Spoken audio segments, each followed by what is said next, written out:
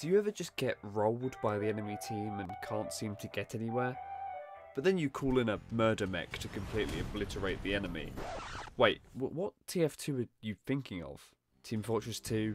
TitanFall 2? These games are completely different in community and gameplay, but both share the title TF2, so I thought it was only appropriate to have an analysis on the two and see which one suits the name more. Now that they have been out for more than 8+ years, so officially older than the majority of my Skylanders viewers, I would like to see which piece of software holds up today, whilst taking a look into their similarities and total opposites.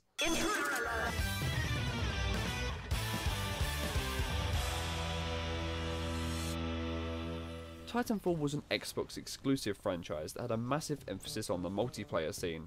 Whilst there was a story, there was certainly nothing there that was in any way revolutionary.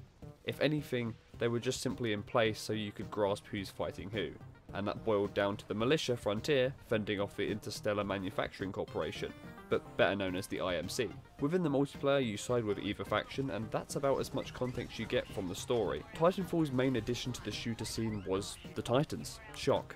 And although this was a real breath of fresh air that no other franchise was experimenting with, it ultimately fell into its own big brother's shadow, who had released the Master Chief Collection on its release year.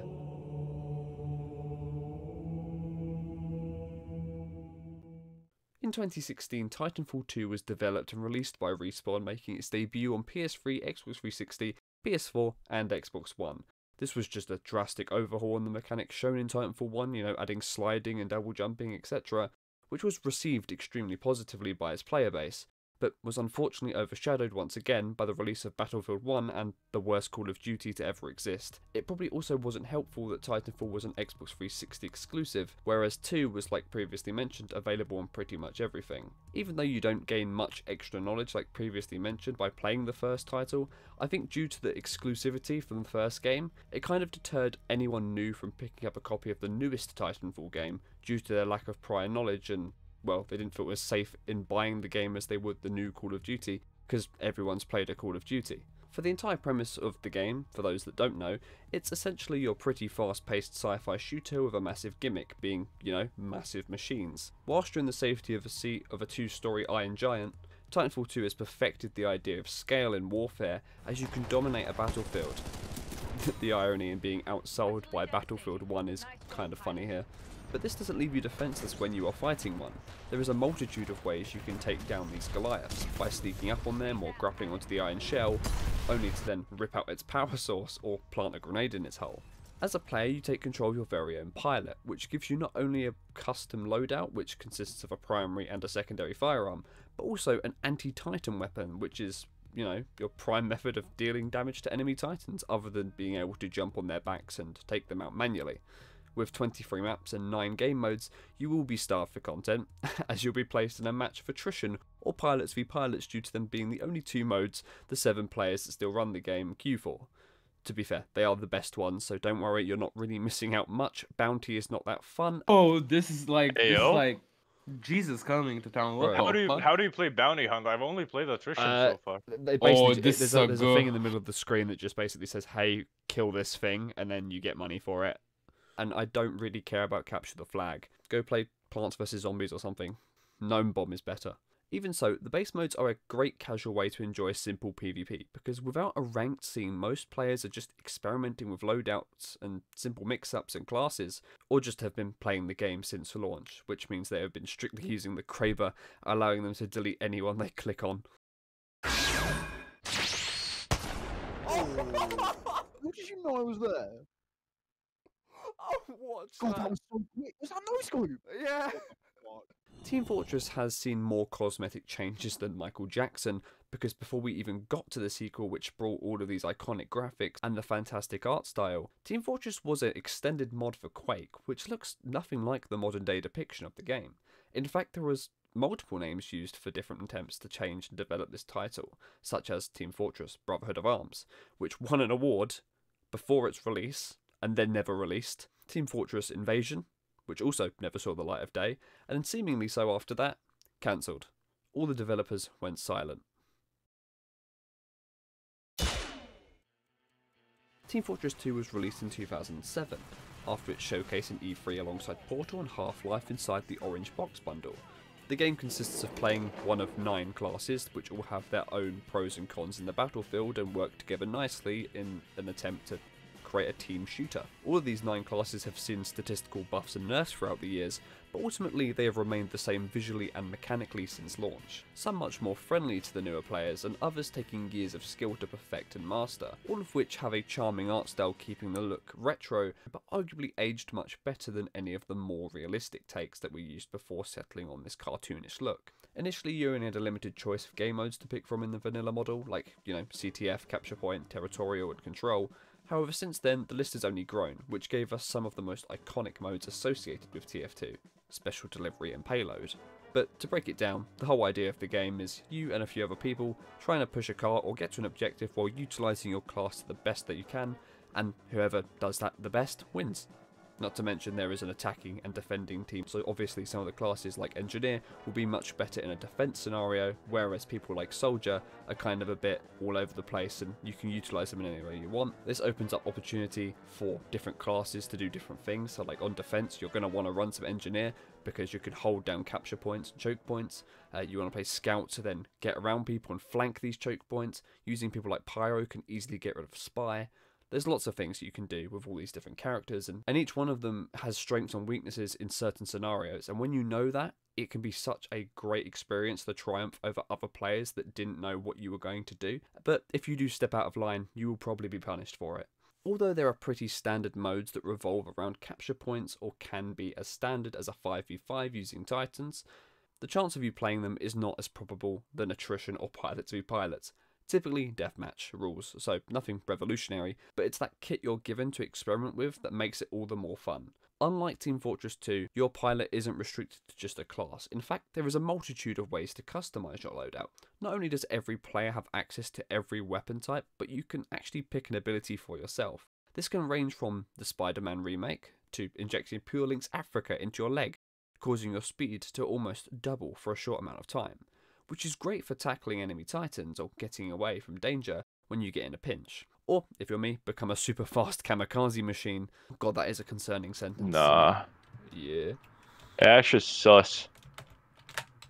I'm all for it. Oh my god. I saw that. I started shooting at him. I just boom. I just kamikazed this man so hard. To help your damage output or tactical strategy, you also have a secondary ability called a boost, which you can activate after your Titanfall meter is charged to a certain point. This allows you to bring more utility to your fights. Some of these are just, to put it professionally, bullshit. The ticks are a great example of this because they are essentially walking landmines and seek out enemy players. An even better example of this is the Smart Pistol.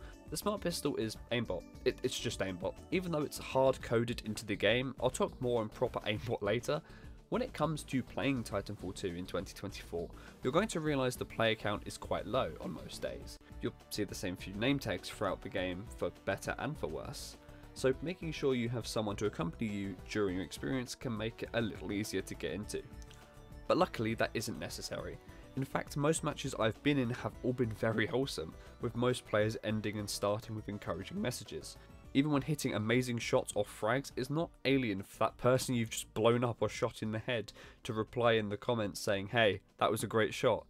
There is obviously the odd occasion where someone will just spam the N-word, but other than that, most people are quite nice.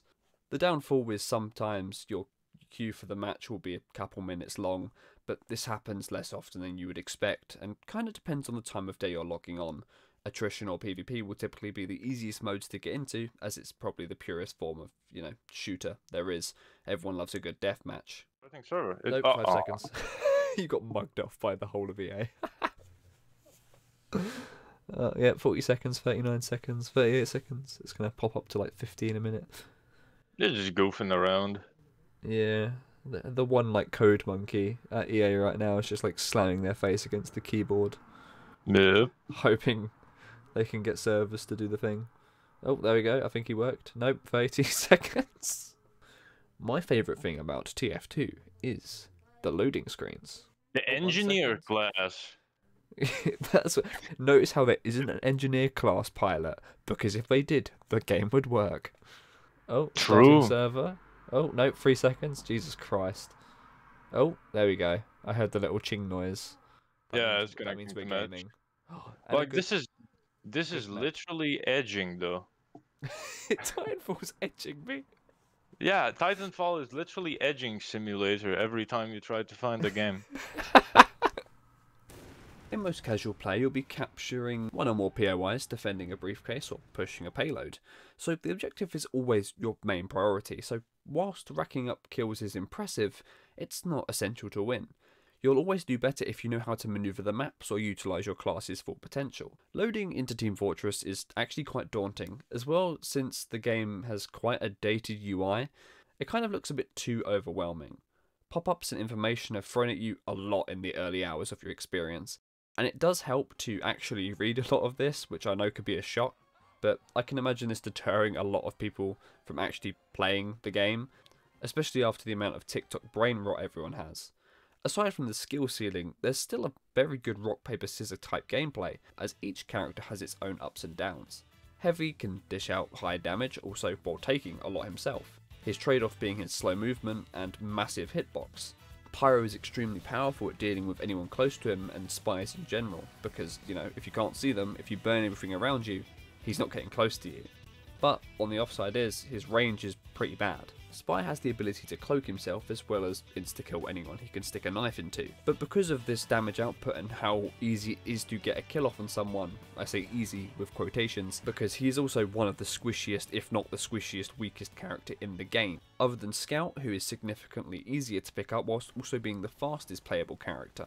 And although it's nice to have a tutorial to kickstart your learning time, you still haven't experienced real players, which are all going to be infinitely better than you. Your first couple of hours will see you being absolutely ruined by anyone who has played longer than you, but it's tough love that pushes you to overcome the same mistakes if you stick to it, ideally by sticking to the new user-friendly classes like Pyro, Soldier or Scout. In fact, newer people shouldn't touch players like Spy or even Engineer until you understand how to kill one, because trust me, they will kill you more than you think at first. Just stick with your team and find what works for you. Even though by picking a character you'll be stuck with that kind of playstyle, when you start unlocking different items, you start to learn the art of the subclass, which breathes more replayability and experimentation into the game. For example, switching out Scout's default melee weapon to the Atomizer, this actually gives the user a second double jump. Where Scout is the only character in the game with a double jump, this grants him another one, giving him probably one of the most insane bits of mobility in the game. But the thing is, with most of these items, there's always going to be a downside. It's a bit like the menu. There's a lot of reading in TF2 that it definitely benefits you to do. And when it comes to the Atomizer, sure, you get a triple jump, but you also do 15% less damage using the bat. And arguably, this is a fantastic trade-off, because no one really uses the default melee weapons in this game, and rightfully so, they're not very good. And also, if you're playing Scout, you're using a short-range shotgun anyway, and also a pistol, so relying on a baseball bat anyway is a stupid idea when you could have a triple jump and rely on your base kit already. Some classes will take some adjusting to.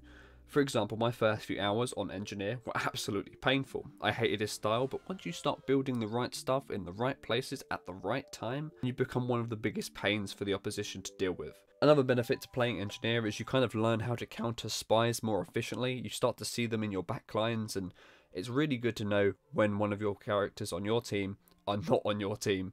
And if you don't, you'll be punished for it. All of your machines will break and you're going to be stabbed in the back. But once you learn to figure this out and find the patterns, see that that person is not as friendly as you thought, and in fact is a Frenchman with a knife, which is arguably the scariest kind of person, it makes it much easier to spot them when you're playing other classes. And obviously, if you're getting stabbed a bit too frequently, you can always swap to Pyro and just cremate the entire floor until you find the Frenchman again. TeamFortress 2, 5 out of 5 stars, because you can burn French people. So you may be wondering why I've spouted tons of information on two games that share a similar name acronym, but in most other cases are complete opposites. And whilst that may be true, there is a lot of events that have occurred to both titles that are weirdly similar.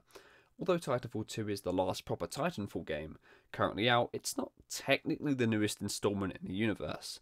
That would be EA's Battle Royale, Apex Legends, which has been attacked by groups of hackers back in 2021 in order to attempt to revive Titanfall's online servers. These hackers used Apex to display messages that read stuff like SaveTitanFall.com, which refers to a movement the community put together to make the developers come and stop server issues and lack of content to the original Titanfall games. And whilst Titanfall 1 remains borderline unplayable due to the overwhelming bot issues, Titanfall 2 did receive some minor updates, and even a lot of the newer Apex content updates, they seem to refer to the franchise it comes from. So at least they still recognise the player base that loves the older games. Still though, whether they'll do anything further is murky waters. The perpetrators made themselves known and attended interviews on YouTube to give their motive more clarity. These two individuals went by the usernames Mr. Steak and Dogecore. I do find it hilarious how a mega company like EA and Respawn were attacked by a Doge account and a man with an anime profile photo. I love the internet, but these guys took this takeover incredibly seriously, and they even had like code names for the June 4th attack on Apex Legends, Operation Save Titanfall.com. It wasn't exactly the most creative thing I've ever heard. I do just find it bizarre though how willing these people are to publicly identify themselves, especially because, the thing they're literally fessing up to is the fact that they committed a literal crime. But hey, it was kind of, deserved because they reworked the best character in Apex Legends. Look at his forehead, man, what is this? But yeah, I don't condone breaking the law, but more importantly, I don't condone getting caught. In a similar fashion, TeamFortress 2 has had an extremely prominent bot issue for years, and twice now the movement among the players and content creators #SaveTeamFortress2 has been very helpful in order to reach out to Valve, who famously like to ignore this cult classic. Which makes sense, especially as the community basically runs it whilst also designing some of, if not all of the game's cosmetics. Vanilla server bots and client issues are not solved very easily, let alone by the player base. So Valve's absence has been detrimental to the casual scene of Team Fortress, until they acknowledged the movement on Twitter after 10 years of absence from the TF2 Twitter. They made a patch and vanished once again, and this brought the problem straight back, which is why the game is also currently in not the best state. Now, since the mechanics and value of life updates are extinct in terms of modern day TF2, there is one big factor that has remained the same for years, which can be mastered or exploited from well-trained users. Movement. When it comes to traversal, both games are kind of polar opposites. Team Fortress 2 is more boots on the ground, and Titanfall has a more vertical side to its momentum, via stim, injections, or grappling hooks. But regardless of the game, both can be used to gain a crazy advantage on your opponent. Rocket jumps, grenade boosts, demo charging, and grapple slides are all just some examples from both games that take ages to perfect, and once you pull them off, you feel amazing for doing so. That momentum you can build is something so unique to the game and takes a lot of skill and practice that really separates those newer players to the veterans, or just the people that have put a lot of time into these certain things, which will gain that little bit of edge over the competition. Because at the end of the day, if you've got 9 classes or an array of pilots, if you've mastered that, what other way can you then advance your skills to then get over those other players that have also mastered them? If you're both good at the same thing, but you're better at movement, you've got the edge. And I think that's something that adds an even more dynamic power system to both games, which is absolutely fantastic. Like previously mentioned, these are just a few movement techs we can utilise in TF2s. The innovative way of using an incredibly dated movement system gives players more ways to advance the way they use the game, allowing them to transcend past simple rock, paper, scissors mechanics or advance to POIs with haste, providing an advantage over the less experienced users. Even though it would seem Titanfall would have more features, it actually has 2 less class options than Team Fortress. There's 7 pilots and 9 mercenaries. But this isn't exactly comparable because similar uses of items like sentry turrets act completely different. But both are present and both are extremely annoying. Cloaking is a vanilla ability for the spy, or in Titanfall you can use the invis pilot to bypass enemy lines in order to gain better positioning on your foes. With both games' usage of cloaking and deployable sentry units, despite how different the class systems works, fundamentally they work the same, as cloaking always directly counters detection. Mechanical and historical similarities aside, how do these products fare today? Well, Team Fortress 2 has a lot of replayability due to its extensive customization created by the community, but casual play has taken some massive hits. In most sessions of casual play, I've ran into aimbot snipers, or the lobby was overtaken by spinning bots.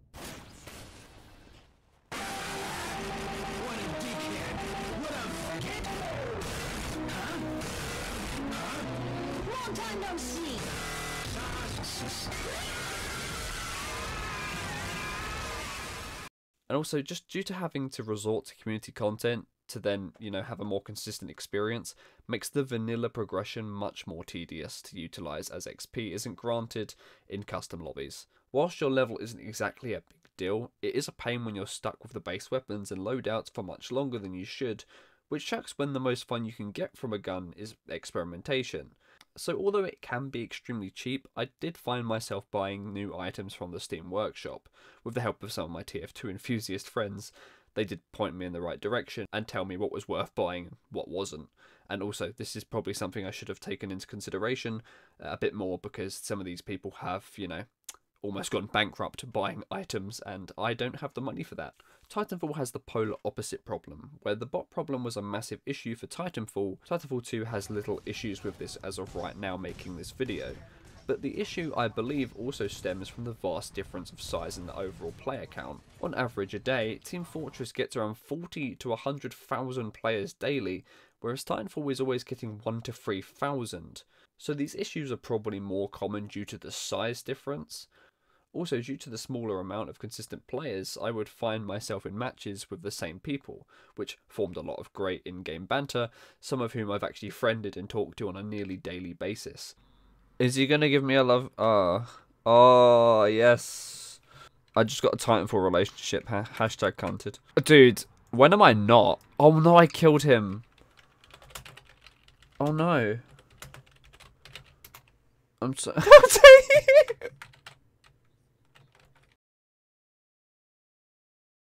Goodbye. Ow! You preempted that, you bastard. I got really into making bombs a little while ago back. As you do. Yeah, as you do. Learning on YouTube, all the good shit. I like how it's just on YouTube as well. My bag, which was classed as an explosive. They did not let me on the flight. Very disappointing. Was this on the 9th of the 11th month, by any chance? It was, man. In fact, that's my birthday. The reason I think it's so disproportionate is definitely because of Valve's decision of making their title free to play. So, unlike Titanfall, there's nothing stopping you from making an alternate account if removed for cheating in a match. Although it's slightly unfair to compare this statistic due to the size difference, I think it's still interesting to evaluate anyway. In total, I've played, on Steam, 100 hours on both. For this comparison in these hours, I've, tallied the amount of hackers and bots I've ran into to show the difference in the encounters with cheaters. Titanfall 1, TeamFortress 58, which is a drastic ratio. Not to mention the most interactions in these games consisted of usually more than one bot. If they are not quickly kicked, usually the entire server becomes overrun, and by the time this happens, this match becomes completely unplayable. The single instance of the Titanfall incident was simply a Spitfire aimbot who shot everyone through trees, also whilst killing cloaked pilots from angles you would not actually be able to see, so it was basically borderline impossible, and also by watching the kill cams they were also definitely cheating. And to make it even better, this was the only file in my entire folder that corrupted, so I can't even show you. But you know what aimbot looks like. Here's the smart pistol. These are just the sort of things that happen when a game has been on the market for 5 to 15 years. Something that posed a new question, which in fact was something Rag proposed to me in one of our Titanfall sessions. How much longer do you think Titanfall 2 will be up for? At first my answer was a confident couple of years or so. With the original Titanfall going offline, I dwelled on it for a while. And this is interesting because in terms of modern day, both TF2s are accessible with or without the difficulty of bots and or server capacity issues. But what about the future? How long will they hold up and who will last longer? Well, this can kind of boil down to the platforms they are hosted on. For example, TeamFortress is hosted on Steam, whereas you have to use the EA launcher in order to run Titanfall. So whilst you can play Titanfall through Steam, if the EA services go down, it will become unplayable. Where TeamFortress is hosted on Steam, owned by Valve, who are also the developers, it's much more likely that they will outlive Titanfall's multiplayer scene. However, in the terms of a conceptual Steam doomsday, no matter how long we have, one day Steam will shut down. So if we are all speaking about longevity, technically TeamFortress will have a bigger chance of staying up. But as Titanfall actually has an offline campaign, when the day does come, the only product that will be able to stand alone is Titanfall 2. So when it comes to figuring out the lifespan of both titles, it's definitely a tricky one. But if both TF2's age is anything to go off, then we may expect to see them sticking around for at least another couple of years. Overall, when I say which is the definitive better TF2, I can't exactly pitch you an absolute answer. And in fact, there's multiple answers because you can base that name off many comparisons. The game has the most cheaters, yet has a fantastic community and awesome YouTube scene, yet that's TF2. The game that has a wholesome player base with players that probably love the game a little too much, yet that's TF2. So to end on just an answer would feel unjust and plainly unfair, because I guess it is completely up to your own personal opinion, but I also don't want to end with just pick your favourite, so instead I'll end with a haiku. Red and blue cheaters, server capacity bad. Both fun, so have some. Wow, that took 34 minutes to think of, and I'm too stubborn to just cut it, even though it's awful. I've ended this script with let end. There he is. Look at him. Look at this scout. And he's got a fedora on. And he just thinks he's like, oh. He just thinks he's the shit. And we can't do anything to him. So there is that. I don't know if he's a mod. I don't know how any of this really works. But he is here. Standing there menacingly.